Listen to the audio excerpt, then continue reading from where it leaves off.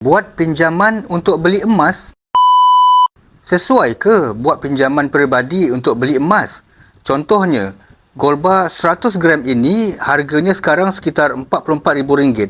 Jawapannya adalah tak sesuai beli emas menggunakan duit pinjaman. Emas hanya sesuai dibeli menggunakan duit lebihan. Duit lebihan ini bermaksud anda mempunyai duit simpanan yang tak digunakan dalam masa 2 tahun dan ke atas. Jika anda mampu untuk membayar ansuran bulanan pinjaman peribadi tersebut, sudah pasti anda juga ada kemampuan untuk menabung setiap bulan. Melalui akaun emas Gap, anda boleh menabung mengikut bajet serendah RM100 dan duit simpanan anda 100% akan dimasukkan ke dalam poket anda. Bermakna, keuntungan dari kenaikan harga emas juga 100% adalah milik anda. Jadi simpanlah emas sedikit-sedikit di akaun emas Gap. Sangat mudah, murah dan patuh syariah. Nak mula menabung emas di Public Gold?